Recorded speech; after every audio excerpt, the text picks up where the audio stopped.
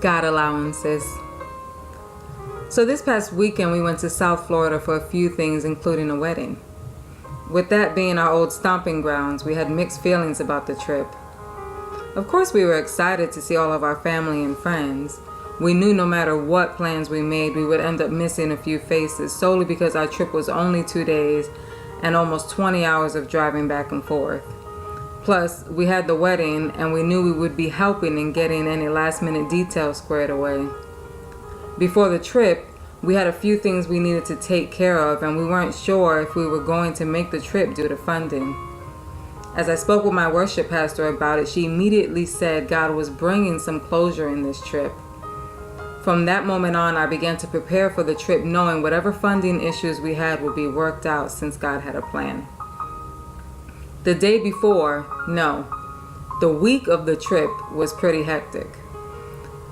Filled with packing, organizing, cleaning, and schoolwork. I came home with the kids ready to get all the packing and laundry done and get to bed so we can head out first thing in the morning. At that point, we had the money to make the trip, but it was going to be tight.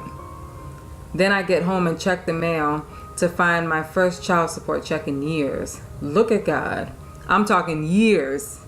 So I said, well, God, guess we're going. We head out Thursday morning with a whole plan in mind. Arrive and go straight to dinner at my sister's. Then to the in-laws to settle in for the night. Hotel in the morning. Family fun time all day Friday. Breakfast at my other sister's on Saturday. Wedding stuff for the rest of the day, and then leave Sunday morning. For the most part, most of it happened, but something was completely different. We got to my sister's house and it was weird. I mean, it was nice to see everyone, but we were tired and just really didn't feel like socializing.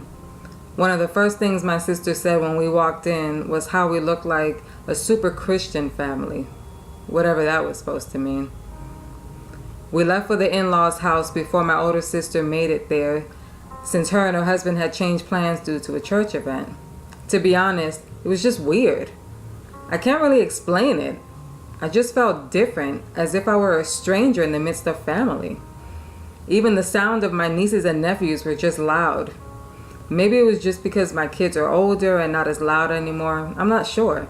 It was just different and uncomfortable. There were no big emotional hugs or even any deep conversations. I was just there. We left there and went straight to my in-laws' house. We pulled up and Derek's parents had already flipped the porch light on.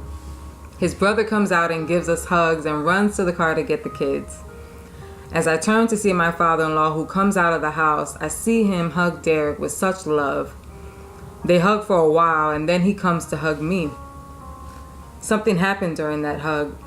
My heart welled up with such emotion as my father-in-law hugged me. All he kept saying was, "Daddy's here and I love you."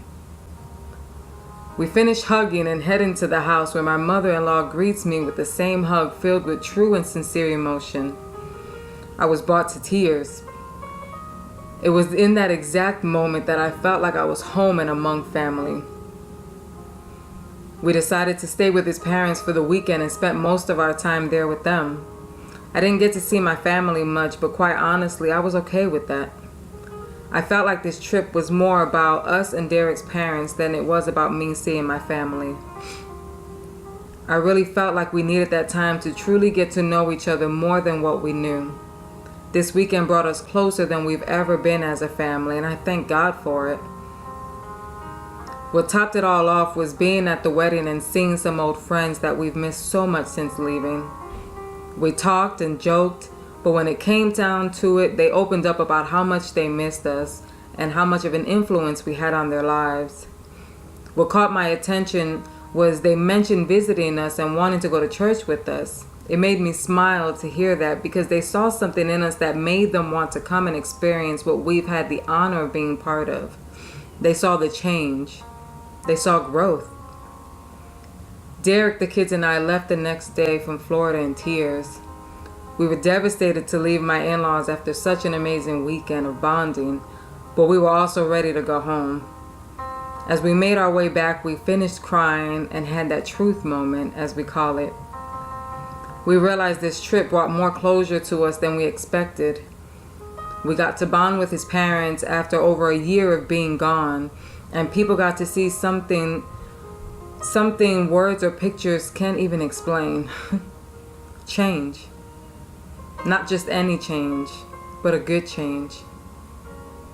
I call this trip our God allowance because even though we didn't get to see everyone or do everything we originally planned, we saw who God allowed and received what God had in store for us in our hearts.